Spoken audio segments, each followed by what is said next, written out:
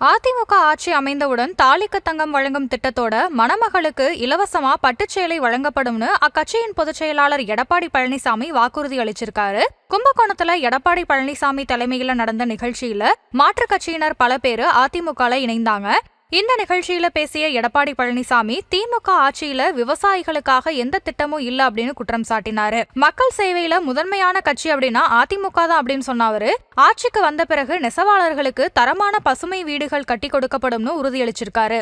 திமுக ஆட்சியில கைத்தறி தொழில் மிகவும் நலிவடைந்து விட்டது அப்படின்னு சொன்னவரு அதிமுக ஆட்சியில விசைத்தறியாளர்களோட நலன் காக்கப்பட்டது அப்படின்னும் விசைத்தறியாளர்களுக்கு நன்மை செய்யும் விதமா அதிமுக ஆட்சி அமைந்ததுமே தாலிக்கு தங்கம் திட்டத்தோட மணமகளுக்கு இலவசமா பட்டுச்சேலை வழங்கப்படும்னு சொல்லியிருக்காரு. பாரம்பரியமா நெசவுத்தறியில ஈடுபடுறவங்க வாழ வைக்கும் வகையில அதிமுக ஆட்சி அமையும் போது அரசு உரிய நடவடிக்கை எடுக்கும்னு சொன்ன எடப்பாடி பழனிசாமி அன்னைக்கு உற்பத்தி செய்யப்படும் துணிக்கு அன்றைய தினமே பணம் கொடுக்கும் நிலை உருவாக்கப்படும்னு சொன்னாரு.